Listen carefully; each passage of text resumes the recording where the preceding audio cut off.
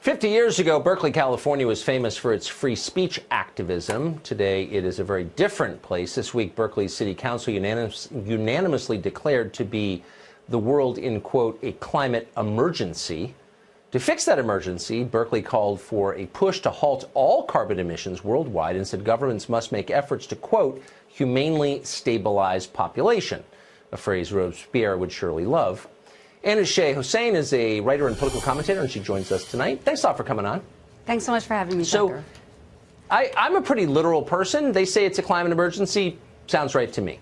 So if it's an actual emergency, why does anyone in Berkeley have an air conditioner or a car?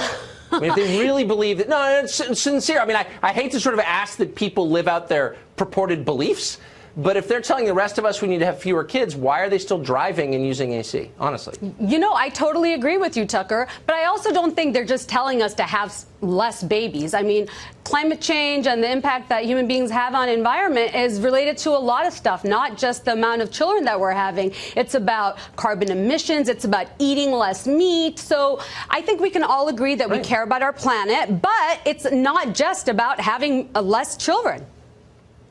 Oh, no, and I don't think it is. And by the way, let me just say for the record, the whole idea is totally no, I think the idea is insane and grotesque, and it's a window into what this really is, which is social control. But is that what Berkeley is saying? They would even mention how.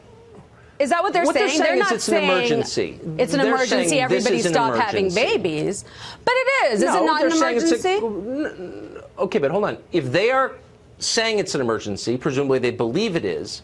So how can they justify riding buses, having cars, refrigerators, any activity that adds to the sum total of CO2 emissions? Exactly. Why are they still committing these activities? No, I'm serious. Why should I listen and take anyone seriously who is driving a car and simultaneously telling me not to have more kids? Well, I don't think they're saying that. It's a combination of factors. And the climate is really complex, Tucker, right? It's not just one thing. You need to stop having babies. I need to stop riding my car. I think in general, the younger generation, the millennials, are becoming more environmentally cautious. We have more ride-sharing apps. I mean, I think the technology is catching up to the fact that people are becoming more conscious. Young people are much poorer because they are deeply in student loan debt for degrees that mean nothing because they have bought into a system that is essentially fraudulent. And they have no money. Actually, that's up there. Environmentally consciousness. They are. The millennials are. Okay, that's also one part of it. There's more than one factor, Tucker, when it comes to climate change and what we can do to reduce our impact on it. Look, I actually am in favor of a clean environment. So I wonder why, have you noticed this, that places that spend the most energy telling the rest of us that the world is ending because of climate change also tend to have the dirtiest streets and the largest number of people relieving themselves on the sidewalk and the most trash? Why not, if you really care about the environment, maybe you could clean up the sidewalk in front of City Hall. Does that ever occur to liberals, I wonder? You know what? Not just liberals. It's not liberals that are responsible for climate change. It's all of us. And I agree with you. We can't just talk the talk. We have to, you know, also follow up with actions. And, but wait, why? No, but seriously, if you care about the environment and making the world cleaner, and by the way, sincerely, I am for that. Can we all agree that we agree with that? We all want to keep the environment cleaner and save our planet. Yeah, but have you been to Berkeley recently? Have you been to New York City? Have you been to San Francisco? There are people with their trousers down, relieving themselves on the sidewalk, and then Tucker, walking around them are environmentalists on their way to lecture me about how many kids I have. Yeah, but you know what? It's not necessarily about where in the world is more populated. It's about who is using more resources. And I completely agree with you. We all have to do much better. We're sort of talking past each other. Can you agree that if we're going to make the world cleaner, we can start by cleaning up the sidewalks, and then maybe we can get to the part about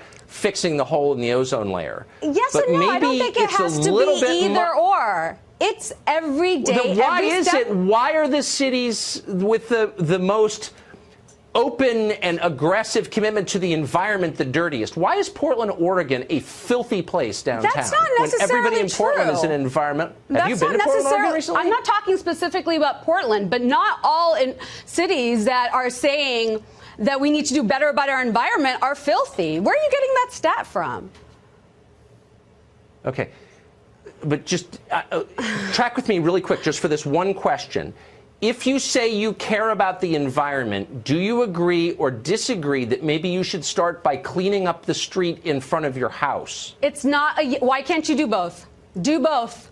I'm not saying you can't do both, but why is it that the people lecturing me about the environment live in environments that are filthy? We all care about the planet. We can all do more. Right. No, we don't all care about the planet. I care about the planet. That's why my house has nobody sleeping on the front step, because I care about the environment. Okay, so what kind of car do you drive? Okay. I don't have a car. Anushay. That's how committed I am. Oh, really? Anushay, great to see you.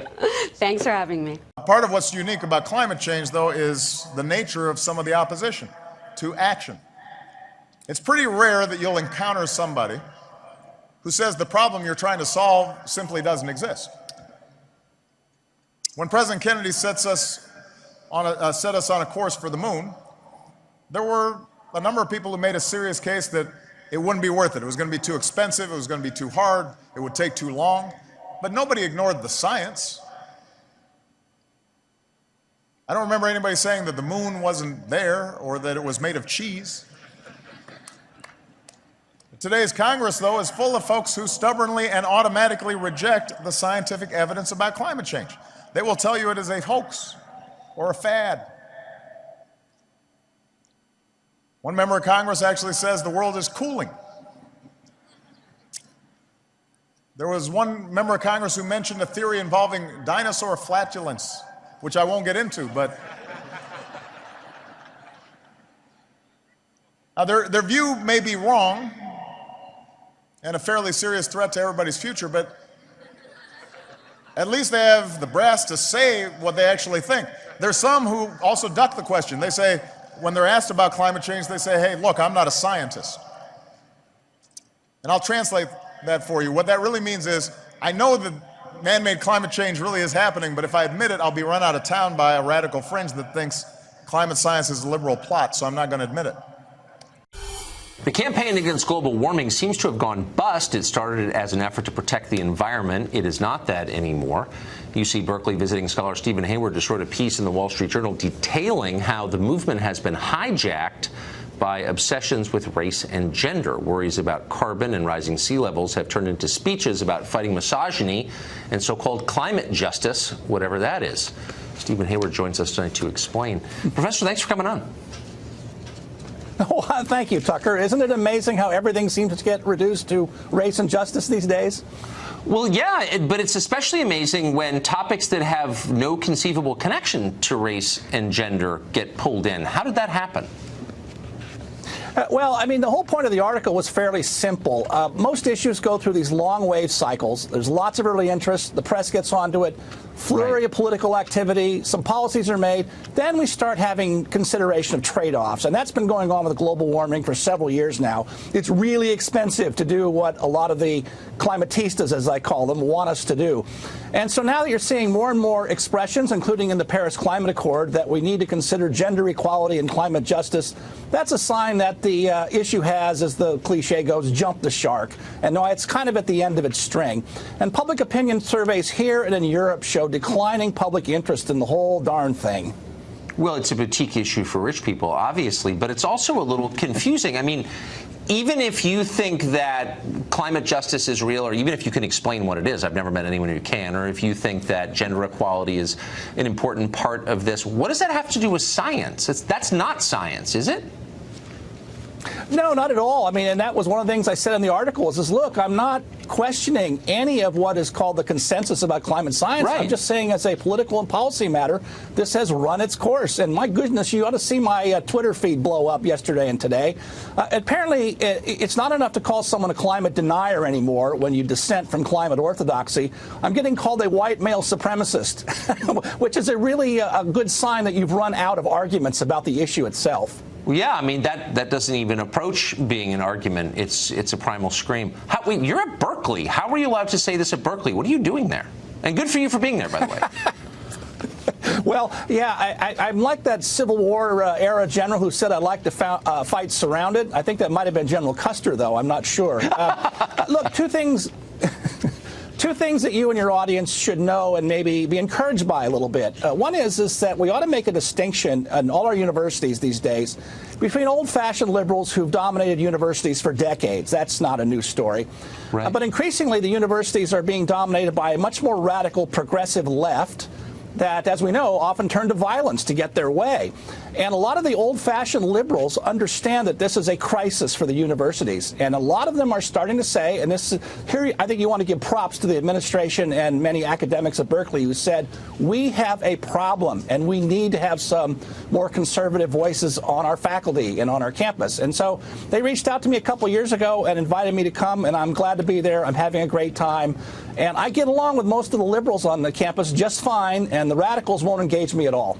Well, I think that's important to make the distinction. I mean, if liberalism is a concern for civil liberties, a commitment to free speech, a belief in actual diversity, then I'm a liberal and proud to be one. But there aren't many left. I'm glad you found some in Berkeley. That's really heartening. Professor, thank you. It was a great piece.